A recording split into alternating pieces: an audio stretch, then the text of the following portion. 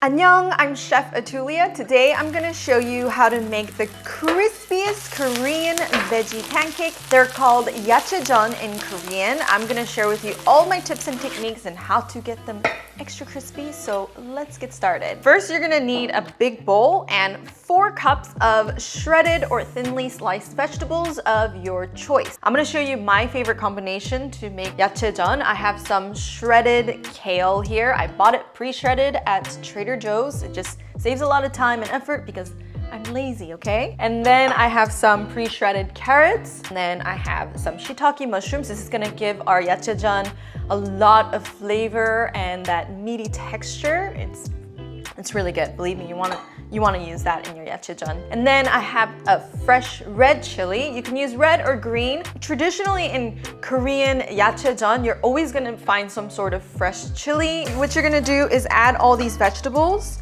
into your bowl. And now I'm just thinking like I grabbed a bowl that is too small, but what to do? It's too late now. I'm just gonna go with it. Add my carrots, my mushrooms. I'm gonna have to clean these up. So what I'm gonna do is take a pastry brush and brush off any excess dirt. This is how you clean off mushrooms, guys. Don't rinse them under the water. It just gets them super soggy. Cut the stems off and thinly slice them.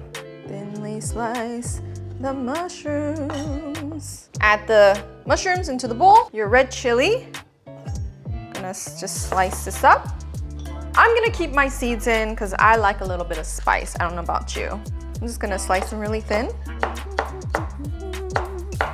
Go ahead and add that to our bowl. Now we got all our veggies, and what you're gonna wanna do is season your vegetables, because if you don't season them at this point, later your yachaejeon could taste a little bit bland. So we're gonna add some salt and a little bit of soy sauce. It just gives it that yummy umami flavor to our jeon. So what you're gonna wanna do is wear a pair of gloves, and you're not gonna massage this. You're just going to lightly toss the vegetables. And I'm just like wishing I picked a bigger bowl because everything is just spilling out. The salt is also gonna help draw out some of that moisture from the vegetables. And we're gonna use the juices coming out of the vegetables as a part of our liquid for the batter too. So that works out.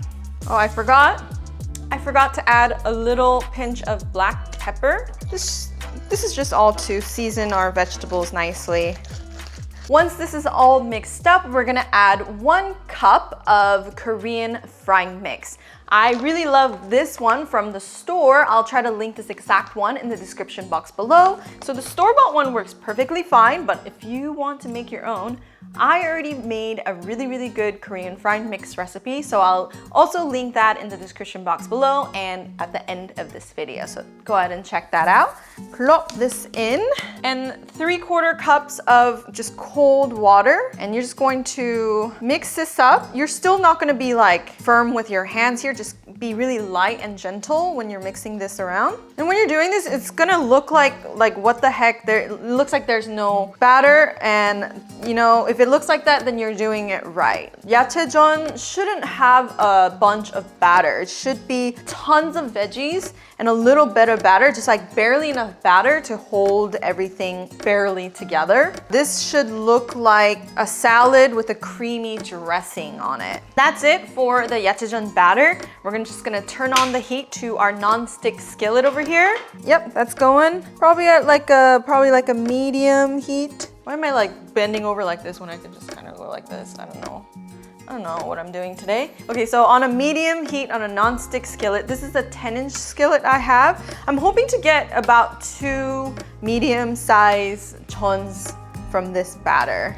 The trick to making really good yachaejeon is to make them really thin. So that's what I'm gonna try to do. On medium to medium high heat, you wanna heat up some neutral oil. I'm using grapeseed oil. You wanna have enough oil to thinly coat the bottom of the pan. Add a little piece of vegetable into your pan, and if it sizzles lightly, it means it's ready to go. It shouldn't be smoking hot though, because that'll just burn your jeon immediately. Since this recipe is gonna make 2 medium jeons, I've added half of the batter, and I'm just spreading it lightly to get a circular shape, but don't use your fingers if you think you're gonna burn your hands. Go ahead and use a spatula to do this. This could be a little bit tricky to spread this out because we have such little batter we're working with to hold everybody together. So you're just like trying to get everybody to stick to each other and also spread them out to make a circular shape.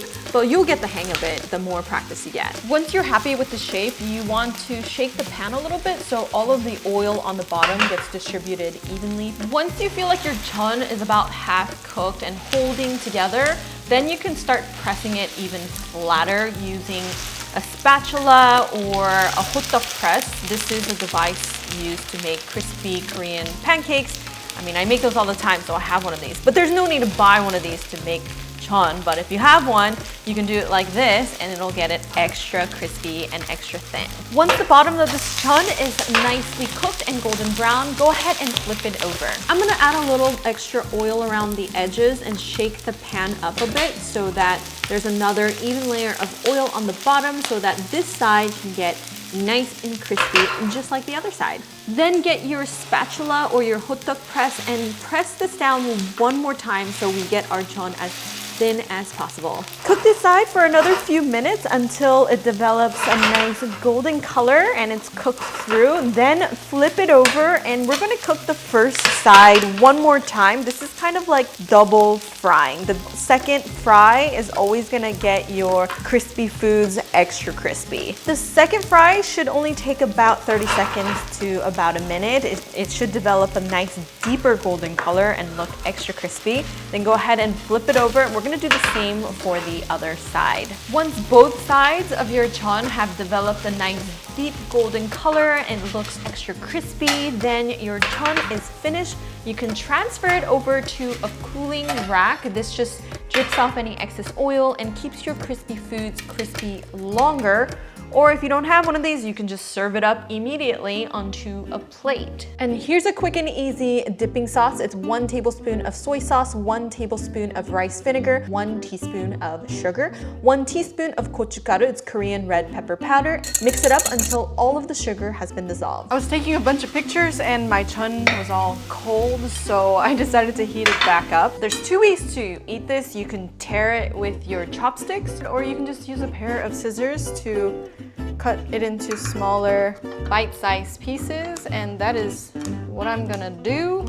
아 뜨거! It's so hot! Oh.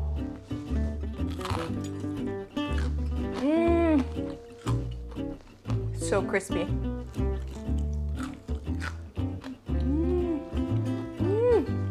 I'm telling you, you gotta get this technique down so that you can make your chun this thin. Thick chun is not very good. Thick chun doesn't get as crispy because the middle part, the thicker it is, the soggier it is, and the mushier it gets. But when it's this thin, it's like thin and crispy. Like, kind of like a thin crust pizza.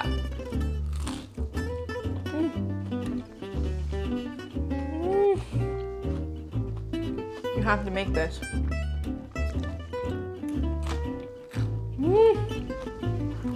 Oh my god. 대박. 대박. This dipping sauce is really good too. This chun was so good. I would give this recipe a solid 10 out of 10 and a 2 thumbs up. So you guys have to give this a try. Thank you guys so much for watching and I'll see you guys next time. 안녕!